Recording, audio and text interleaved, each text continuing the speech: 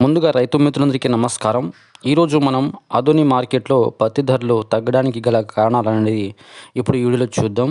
So, ఆధునిక వ్యవసాయ మార్కెట్‌లో వరుసగా అయితే పత్తి ధరలు తగ్గుతూ వస్తున్నాయి. సో, పత్తి కూడా రావడం తగ్గింది. సో, దాని గురించి ఇప్పుడు ఈ వీడియోలో మాట్లాడదాం. ఆధునిక వ్యవసాయ యార్డులో పత్తి ధరలు రోజు రోజుకు పతనమవుతున్నాయి. బుధవారం 7,735 క్వింటాల పత్తి అమ్మకానికి వచ్చింది. క్వింటా కనిష్ట ధర రూ. 3,969 పలకగా గరిష్ట క్వింటల్ ధర రూ. 7,285 పలికింది. మధ్యస్థ ధర 7,089 నమోదైంది.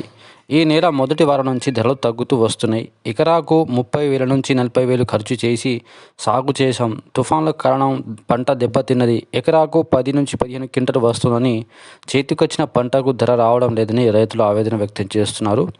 సో, తేదీల వారీగా చూసుకుంటే 5వ తారీఖు నాడైతే గరిష్టంగా ఆధునిక మార్కెట్లో రూ.